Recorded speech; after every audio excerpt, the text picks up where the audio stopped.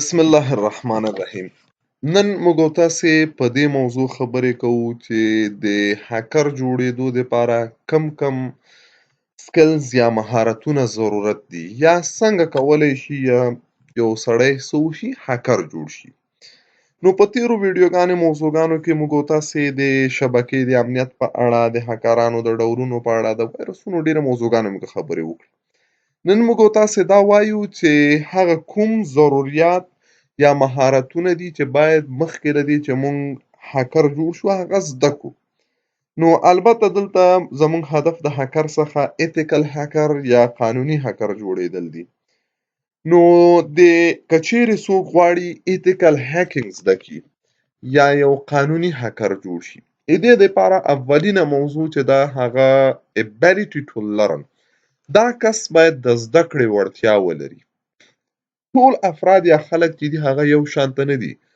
بعضې خلک دي هغوی ذهناً کمزوري، نسي کولی چې یو څه په اسانۍ سره زده کړي. یعنې هغه د اخیستلو هدف و قدرت و توانایي چې هغه پکې کمه وي د زده کړې. نو اولینه موضوع دا ده هغه سړي ته خپله اندازه اتومات لګېږي چې زه توانایي د زده کړې لرم که نه لرم. نو اولین شرط دا ده چې یو کس باید د زده کړې توانایي ولري تر څو پورې هغه څه وکړي، ایتیکل هیکینګ زده کړي یا هر څه چې زده کوي.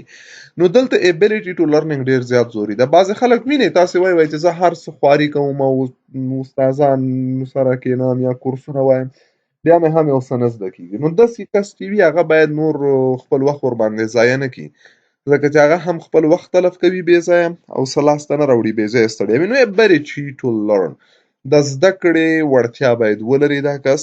دویم strong work ethics، دا سړی باید قوي کاري اخلاق ولري. لکه موږ او تاسې اخلاق یا قانون دې ټولو مواردو باندې باید دی پوه واوسي.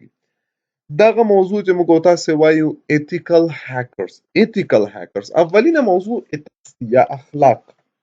ایتیکل هکر، قانوني هکر یا اخلاقي هکر. نو موږ باید ورکس ethics ولرو او هغه کاري اخلاقو موضوع ولرو چې موږ او تاسې وکولی شو دا زده کړو.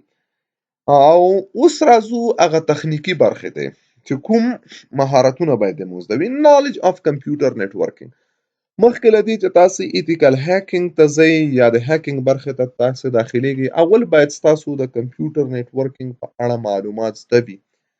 دا درته معلوم وي چې کمپیوټري شبکې څنګه جوړیږي، یو کمپیوټر بل کمپیوټر سره څنګه ارتباط اخیستی ده، انټرنیټ څنګه جوړ شوی ده، په کومو پروتوکولو باندې چلیږي، کوم اپلیکیشنونه دلته کار کوي، کومې ماډلې دي او کوم پورټ نمبر یې، هغه بیسکس ابتدایي موارد د نیټورکینګ په اړه باید ولرئ. نو که چیرې تاسې د نیټورکینګ په اړه کافي معلومات نه لرئ، هیڅکله کوشش مه کوئ چې دې برخې ته داخل سئ. اول د کمپیوټر نیټورکینګ په اړه باندې یو څه معلومات زده کړئ چې هغه ساختار د شبکې او چې شبکه په څه شکل معلومات تبادله کوي، کوم پروتوکولونه، کوم پروګرامونه، کوم وسایل په کومو قوانینو سره استعمالیږي او څه کارونه پکې مخته ځي، دا مو زده وي. نو یو څه ناڅه نیټورکینګ په اړه معلومات ولرئ. دویم basic knowledge of scripting language. تاسې باید د کمپیوټر د پروګرامینګ لنګویج او بالخصوص د هغه ژبو چې سکرپټینګ ژبې دي هغه باید زده وي. یو څه ناڅه پروګرامینګ مهارت ولرئ، ځکه چې موږ او تاسې که چیرې یو هیکینګ کوو یا یو ټریک امپلیمنټ کوو، یو ونربیلیټي مو پیدا کړې هغه ایکسپلایټ کول غواړو، نو د دې په خاطر باندې موږ او تاسې ته یو پروګرام او یو سکرپټ پکار وي. نو داسې نه شو کولی، داسې هم شته ده چې د خلکو تیار جوړ شوي سکرپټونه استفاده کړو، خو ښه خبره دا ده چې موږ باید د دې وړتیا ولرو چې موږ خپله د یو کار دپاره سکرپټ او پروګرام ولیکلی شو. نو یو سکرپټینګ ژبه لکه پایتان، جاوا سکرپټ، سی یا نورې ژبې، پروګرامینګ مهارت باید در سره وي چې تاسې باید د دې وړتیا ولرئ چې د یو مسالې د حل دپاره تاسې څه وکئ، په خپله باندې یو سکرپټ ولیکلی شي. بل کمپیوټر هارډویر په باره کې باید تاسې ابتدایي معلومات ولرئ. د څه شي په باره کې؟ د کمپیوټر د هارډویر پرزو په باره کې. دا باید تاسو ته مکمل معلومات وي چې کمپیوټر له کومو پرزو جوړ ده، هارډ ډسک څه کار کوي، رم پکې څه کار کوي، په کمپیوټر کې د دې سی پي یو څو بخشونه لري، څه دي، هغه سټرکچر ساختار باید تا ته مکمل معلوم اوسیږي. بل د اپریټنګ سیسټم په باره کې باید تاسې کافي معلومات ولرئ. د اپریټنګ سیسټم یا سیسټم عامل چې موږ تاسې ورته وایو د مختلفو اپریټنګ سیسټمونو په باره کې، لکه حد اقل تاسې باید وینډوز، لینکس، دا هغه اپریټنګ سیسټم دي چې دې کې باید کار کړی وي، بلد واوسیږئ. ښه پوره د هغوی هغه پروسس سره رقمته کیږي او په مسلکي شکل سره دې په اړه معلومات ولرئ د اپریټنګ سیسټم او بالکل اپریټنګ سیسټمونو کې ما درته ویلي ډېر زیات دي، خو تاسې باید حد اقل وینډوز، مایکروسافټ وینډوز اپریټنګ سیسټم او لینکس کې کار کړی وي. کله مو چې دې موضوعګانو کې باید یو څه ناڅه بلدیت ولرئ. که چیرې تاسې په اپریټنګ سیسټم کې کار نه وي کړی، د کاري پروسې او د آپشن او د فیچرز د شیانو په باره کې معلومات ونه لرئ، بیا هم تاسې دا کورس مه تعقیبوئ. او دې نه بغیر نور وسایل هم پکار کیږي. دا هغه څه دي چې یو سړی مخکې له دې چې ایتیکل هیکینګ کورس شروع کوي باید دغه شیان د هغه زده واوسیږي. او دې نه راوروسته اوس چې کله موږ او تاسې ایتیکل هیکینګ کوو، موږ ته بغیر ډېر ټولز وسایل پکار کیږي، لکه ان میپ دی، وایر شارک ده، میټاسپلایډ دی اینډ سو آن. ډېر زیات ټولز یا وسایل پکار کیږي چې بعضو باندې به موږ او تاسې دلته عملي کار کوو.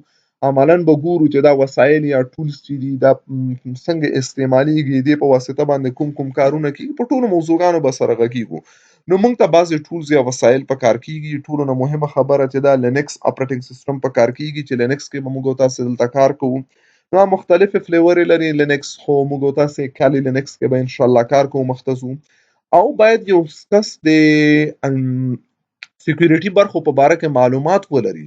سکیورټي برخو کې لکه د څه موضوعګانې موږ او تاسو درته وښیو، فایروالونه څنګه دي، کوم کار کوي او څنګه مخته ځي، یا لکه مخکې CCNA لیول کې موږ او تاسو سکیورټي باندې یو څه خبرې کړي دي، یا دلته چې موږ او تاسو دا کورس شروع کوو دې په سر کې ابتدا کې موږ او تاسو بعضې سکیورټي موضوعګانو باندې خبرې کړي، ډېرې قصې دي.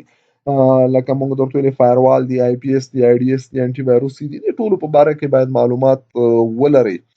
نو دا هغه څه دي، ضروریات دي چې موږ او تاسې که چیرې دغه ټولې وړتیاوې ولرو، دې نه وروسته موږ او تاسې ایتیکل هیکینګ کورس تعقیب کړو، نو موږ او تاسې یو څه زده کړه لاسته راوړلی شو. بعضې خلک چې دي هغوی له ابتدا نه بس شروع کوي، وایي چې مونږ څه کوو، هیکینګ کوو. نور دا یې نه کمپیوټر ساینس ویلی ده مخکې له دې نه نیټورکینګ په اړه معلومات لري، نه کمپیوټر پروګرامینګ، نو هغه کسان نسي کولی. دا غلطه خبره ده. هیڅکله موږ دا نه وایو چې تاسې مستقیم لاړ شئ داسې کورس او داسې موضوع ته داخل شئ، ځکه هلته دوی سره ذهنیت نه وي، دوی مجبور دي د یو چا په کاپي پیسټ طریقو سره مخ ته لاړ شي، خپله ذهن کې څه وجود نه لري مفکوره.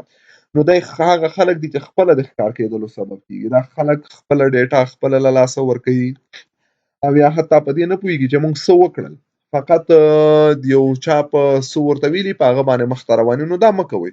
که چیرې غواړئ چې په قانوني شکل سره سکیورټي یا امنیتي برخه کې کار وکړئ، نو دغه توانایي باید ولرئ او له دې نه وروسته راځئ دا کورس موږ سره تعقیب کړئ، مخته ځئ. نو بیا هم موږ وایو که چیرې دا کورس چا دغه نیټورکینګ بیسکس یې نه وي زده او یا هم پروګرامینګ بیسکس باندې نه پوهېږي، نو هغوی دې دا کورس نه تعقیبوي. اول دې دغه دوه شیان ابتدایي زده کړي. او که چیرې غواړئ د کمپیوټر او د کمپیوټر ساینس د هر موضوع په باره کې زده کړې وکړئ، نو لاړ شئ یوټیوب ته.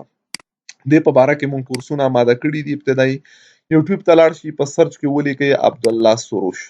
کله چې تاسې سرچ ته دا ولیکل چې عبدالله سروش، نو دا پاڼه یا دا صفحه راځي تاسو ته.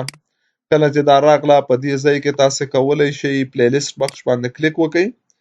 په پلیلیسټ برخه باندې مو چې کله دلته کلیک وکړ، په دې ځای کې هغه پروګرامونو ویډیوګانې ټولې جدا راغلي، لکه د CCNA زده کړه، د C++ زده کړه په پښتو ژبه کې، د کمپیوټر د تخنیکونو ویډیوګانې، د وینډوز زده کړه په فارسي ژبه باندې ده، د ورډ زده کړه په فارسي ژبه، د HTML زده کړه پښتو ژبه کې، د فیسبوک بعضې ویډیوګانې دي، د CSS په اړه، د C شارپ په فارمونو کې یو څه ناڅه کار کول دي، اکاونټینګ ده، PHP او فوټوشاپ بعضې ویډیوګانې دي، د اوریکل زده کړه، د MCSE جاوا سکرپټ یو څو ابتدایي ویډیوګانې تر اوسه شته، د مخته به ځو. د کویک بوکس زده کړه، د یو پروژه جوړول په اکسس کې، جاوا اکسس زده کړه، د کمپیوټر ابتدایي زده کړې او د ورډ زده کړه په پښتو ژبه، ماشین لرنینګ یا موږ او تاسې کوی د روباټ جوړونې سیستمونه څنګه کیږي دې باندې کار کیږي او دغه کورس چې دا اوس روان دی ایتیکل هیکینګ لرنینګ او د ایکسل زده کړه تر اوسه پورې ډېرې ویډیوګانې نورې اپلوډ شوي کولی شي په تعقیب سره بیا هم یو مشوره درته بله موږ درکوو